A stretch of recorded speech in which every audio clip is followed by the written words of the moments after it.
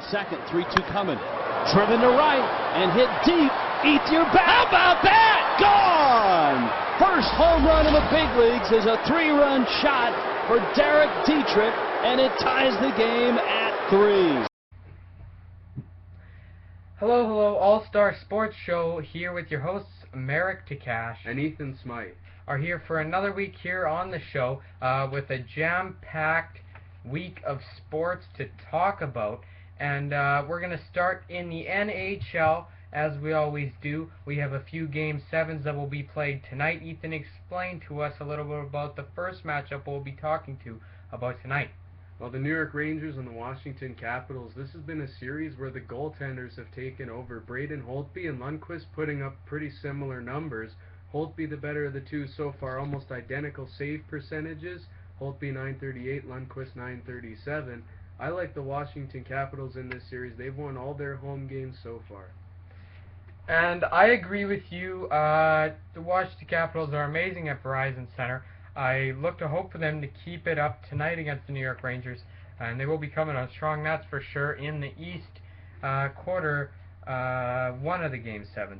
The other one we have to talk about is the Toronto Maple Leafs, the Boston Bruins, and this one is a little bit more interesting in terms of history. The Toronto Maple Leafs coming in, not making the playoffs since 2002, and the Boston Bruins, a superior playoff team. Everybody thought Boston would win this series. Explain to me why this series is going to Game 7. Well, the Toronto Maple Leafs, I was wrong in my first prediction when I said that it was going to be a bloodbath and they'd be out in 4. They've shown up to play with the Bruins. They've done a lot right, including James Reimer and Dion Phaneuf stepping up, but the Boston Bruins have done a lot wrong. Notably, Brad Marchand has been nowhere to be found lately, and I think Toronto Maple Leafs fans, with a win tonight, will erase the bad memories when the Flyers ended their run in 04. And that's it for the Game 7s. The winner of those two teams will play each other in the second of 2 Eastern semifinals. And we're going to talk about the other Eastern semifinal. Ethan, you want to tell us a little bit about that? Well, the Pittsburgh Penguins in many facets of the game were outplayed by the New York Islanders, but it seemed to me in the last 2 games of that series, Thomas Vokoun stepped up when he had to. Penguins have a lot more skill up front than Ottawa, but I like Craig Anderson and the Senators to take this series in 6. Your thoughts, Mary? Well, again, Senators were not that favored against Montreal. They just destroyed the Canadiens. And now everyone's expecting them to beat the Penguins. I don't think it's going to happen. Thomas Vokoun's probably going to start this series in net for the Penguins with the disaster Fleury had against the Islanders. The way Pittsburgh played against the Islanders is an indication that Ottawa does have a chance in this series, but I still, Pittsburgh, being the more experienced playoff team as they are, I think Pittsburgh will make it to the conference final. They will play Boston in my prediction. And now we will move on to the second of 2 Western Conference semifinals. This one between the Detroit Red Wings and Chicago Blackhawks. A lot of history behind this one. How do you think this one will play out? Well, there is a lot of history around this one. 2 original 6 teams facing off. This is going to be a good series. You got the Detroit Red Wings, who just are red hot off a 7-gamer against the Anaheim Ducks. Nobody expecting them, well, not a lot of people expecting them to win that series, but with all their playoff experience, they will make it tough on those Blackhawks. But the Blackhawks have too much playoff experience to be defeated by the Red Wings. That being said, the Red Wings have a lot of playoff experience too, but then again, the Red Wings aren't the same team that they were with Nicholas Lidstrom last year and the leadership that he has bestowed on the Red Wings. Therefore, I go Blackhawks in 6. How about you, Ethan? Well, as you said about Nicholas Lidstrom, the last time these 2 teams played in the playoffs was 2008, the first year that Chicago made it under the Kane and Taves regime, and it didn't go over so well, getting knocked out in 5.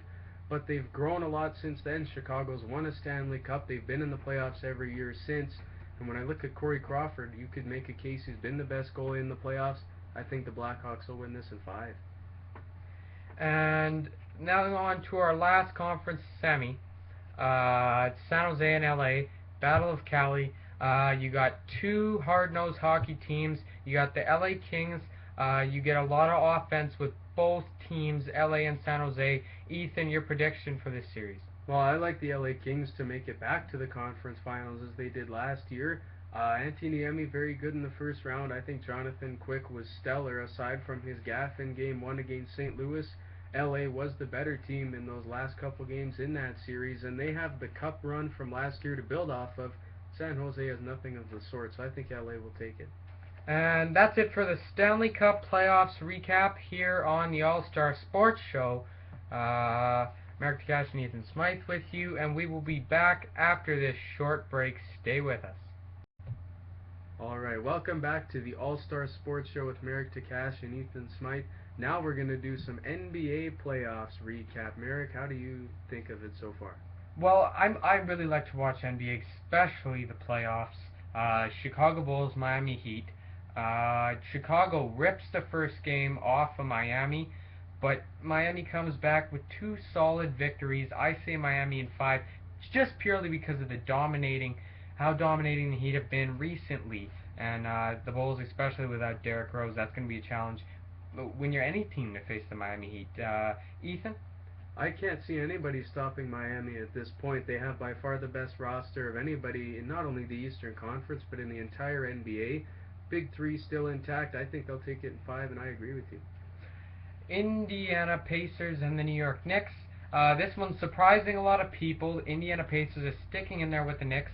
Do you think Indiana has any chance of winning this series? I think they can, but I still believe that the New York Knicks, Carmelo Anthony is way too much to handle, although the Pacers have a good overall team.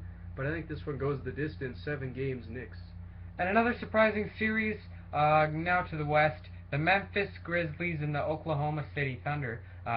Memphis leading 2-1, and I really think Oklahoma is a little shell-shocked from last year, from the season performance this year, and they've yet to click into playoff mode, if you will.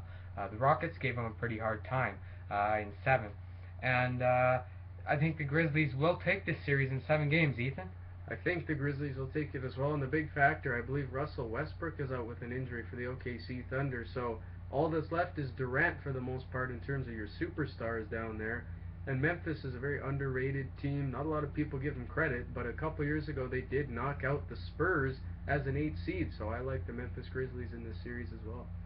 And now on to Golden State, San Antonio. Golden State, I personally picked them in my NBA bracket to advance past the first round. That they have did. The Golden State Warriors and the San Antonio Spurs are making just a great NBA experience for us in these 4 games. I've been watching them all on TSN, and Golden State's really fighting in there, and I love the way Stephen Curry has been playing lately. But you know, the Spurs, you never can count the Spurs out with all the veteran talent they have. Tony Parker, Tim Duncan, and the list goes on and on. I say Golden State in 7. They really Spurs really push their limits, but them being the old veteran team they are, I think Golden State's hungry this time around. Golden State in 7. Ethan? Well, I think Golden State will win this, and I think that Stephen Curry, as you said, is the one-man army down there. They have other players, but he's the key factor. San Antonio, they just never really go away. You know, they're very good. They hang around there despite their players getting continuously older. They will always be a force, it seems. They're still dominant, but I take the Warriors in 7. And what an amazing Western Conference unexpected semifinal that would be if the Memphis Grizzlies ended up meeting the Golden State Warriors. And that's it for our NBA recap here on the All-Star Sports Show. Welcome back to the All-Star Sports Show. We are now going to do our personal favorite segment, Question Time. I'll ask the first question to Marek. What do you think can solve the Blue Jays' problems? Is it a man firing John Gibbons, or changing the lineup, or what will do it? Well, personally, I think this Blue Jays squad right now is a mess. A managerial change doesn't really seem in the formula for the Toronto Blue Jays at the moment. Maybe later in time, maybe after the season.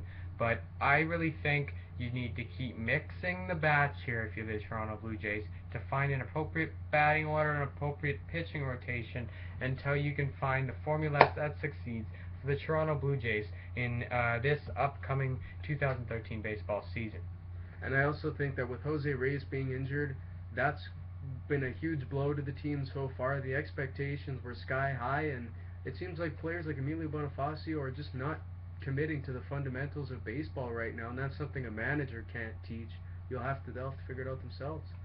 I agree with that, Ethan. Now on to our next question. Ethan, do you think Corey Schneider will stay or go in Vancouver next year?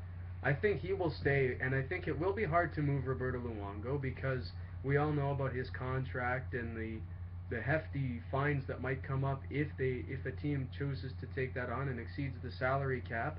But there were deals on the table a year ago from Toronto and Florida, and they didn't take either one when they should have, and that'll really end up costing them in the end. It should have been dealt last off season, and now it's a mess. But I think Corey Schneider stays. Listen, I hate the Vancouver Canucks. I just can't stand them, and I think Corey Schneider is going to be traded. I disagree with your point because how are you going to move a contract like Roberto Luongo's? Nobody wants it. Roberto Luongo is not a good goaltender anymore. I think Luongo stays. He's good enough to do the job in Vancouver. They will not be able to move that contract. Therefore, I disagree with your point, Ethan. On to our next question.